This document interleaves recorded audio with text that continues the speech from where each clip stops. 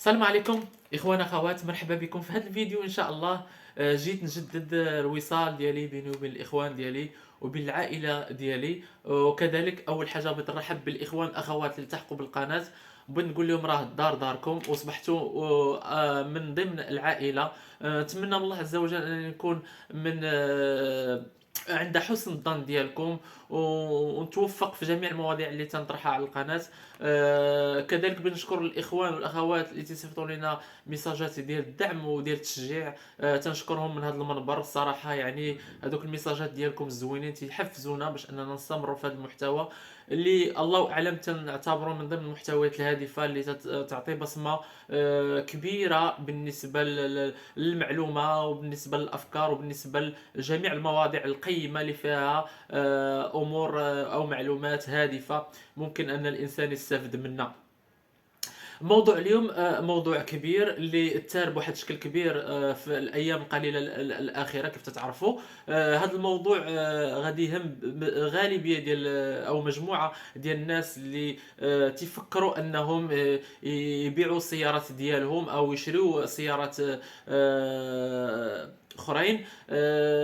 كان من قبل كيف تتعرفوا الامر الكلاسيكي، انسان باغي يبيع مثلا سياره عنده قديمه باغي يبيعها، تي يقدر يدير انونس مثلا عبر الفيسبوك او في موقع ديال افيتو مثلا، او كذلك ممكن يدير واحد الفيش يعني على السياره ويدير الرقم ديال التليفون ديالو، تيتصلوا به الناس اللي عندهم رغبه انهم يشريوا ديك السياره ولا عجبتهم، تيتصلوا به وتيحدوا معاه موعد باش انه يتلاقاو معاه ويشوفوا النوعيه ديال السياره، الموتور ديالها، كيف ليطا ديالها، ولا عجبهم تيتفاهموا معاه على الثمن. من ديك النقطه ملي تيتفاهموا تيتراضوا بعضياتهم تيمشيو ياخذوا واحد تتسمى الرخصه الرماديه او ما تتسمى بالكارطونات، يمشوا عند اقرب مكتبه وتيعمروا معلومات اللي تتعلق بالبائع واللي تتعلق بالمشتري،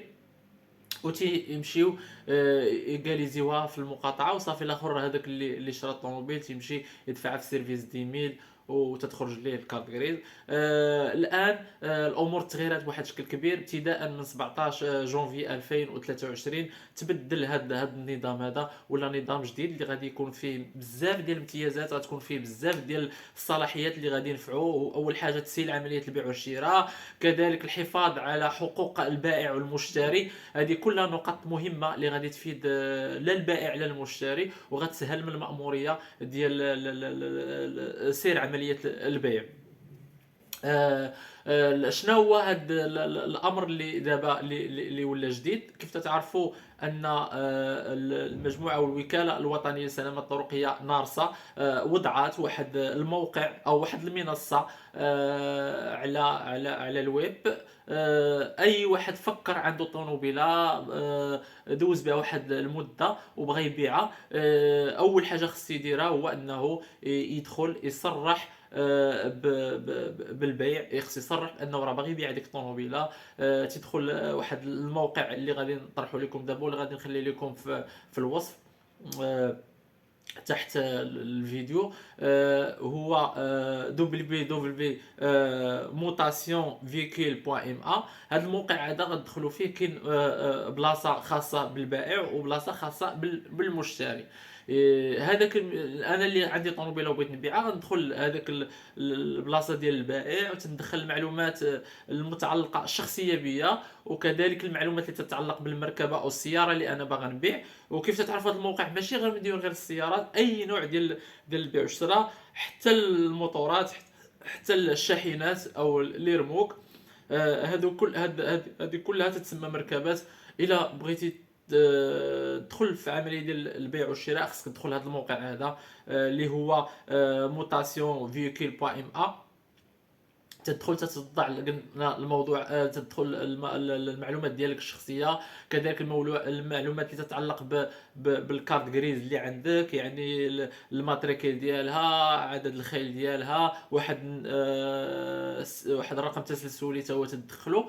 من بعد تخرج لك واحد الوصل فيه واحد الرقم سري، هذاك الرقم السري واحد الكود تتعطيه داك السيد. هذا الشيء يعني متى دوز المرحله انك تفاهمتي مع الثمن وكل شيء تتعطيه لهذاك السيد اللي باغي يشري من عندك الطوموبيل، كذلك تدخل نفس الموقع وتيدخل المكان اللي تيتعلق بالمشتري، وتيحط المعلومات ديالو الشخصيه، وداك الرقم السري اللي عطاه، او هذاك الكود اللي تيجبد ليه جميع المعلومات اللي تتعلق بديك السياره اللي غادي ياخذ. ومن بعد ملي تيعمر هذيك المعلومات تيخرج واحد التوصيل، وتيمشي هو وياه تيمشيو اقرب جماعه، تيغيليزيو واحد المكان متخصص بالبائع ولا بالمشتري، تيغيليزيو هذيك لامبريمي او هذيك الفورميل. ملي تيغيليزيوها تيمشيو اقرب وكاله ديال البريد بنك او بريد كاش، تيمشيو تيدفعوا الملف ديالهم تما.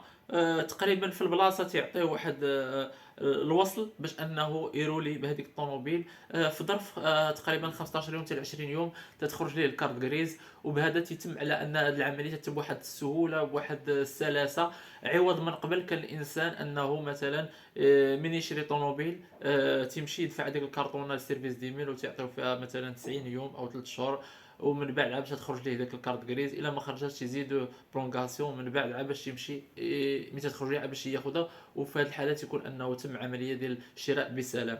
بهذا الموقع هذا غتوضح الامور بواحد الشكل كبير، ما غيوليش تلاعبات، ما غيوليش عمليه النصب، غتسهل جميع الامور اللي كانت تتخلق مشاكل الناس في طريقه البيع والشراء في السيارات. كتعرفوا ان مجموعه ديال الحوادث وقعت في هذه المسائل هذه، حتى في قضيه ديال المخالفات. يعني التاريخ اللي انت صرحتي به انك بغيتي تبيع ديك السياره ما تيبقاوش يتحسبوا عليك المخالفات بغرار الى مثلا تبعتي السياره ديالك لهذاك الشخص وعطيتيه مثلا هذيك الكرتونه، هو بقى تيتهاون ما دفعهاش للسيرفيس ديميل، لقيت اللي هو غيضرب بها الطريق وشد بها يعني مثلا لوطوروت وكاين عارفوا ان الانسان الحاجه اللي ما تتكونش ديالو ما تعطيهاش واحد الاهميه، ما تعطيهاش واحد زعما القيمه. تبدا يتحسبوا على هذاك مول السياره الاصلي تيتحسبوا عليه المخالفات وتؤدي واحد المبالغ تقدر تفاجئوا وتقول لك ان الطوموبيله بعتها في التاريخ الفلاني وكيفاش هادو هاد المخالفات جاوت من بعد ما انا بعت. ولكن ما كايناش لا تراسابيلتي باش تعرف ان باش تحمي راسك. ولكن بهذه الصيغه ديال هذا الموقع الجديد موتاسيون فيكيل بو ام غادي توضح الامور، التاريخ اللي غادي تسلم فيه ديك الكود او هذاك النقل السري لهذاك السيد باش انه يعمر المعلومات ديالو الشخصيه ويخرج هذاك الفورمولير. غتكون انت تهنيتي من هذه المشاكل هذه، عندك جوستيفيكاسيون باش تبين على ان هذوك المخالفات ما تتعلقوش بك كاع، تتعلقوا بداك السيد اللي شرا ديك السياره. وحتى داك السيد اللي غادي يشري السياره هو تيكون مامن ان طريقه البيع غادي يعني هذيك ما غيخرج ليه داك التوصيل الا غيعرف ان ديك الطوموبيل ما على ديون، ما على حز لا حتى شي حاجه. يعني هنا الامور تتسهل بواحد الشكل كبير وتتكون قانونيه بواحد الشكل كبير ومضمونه.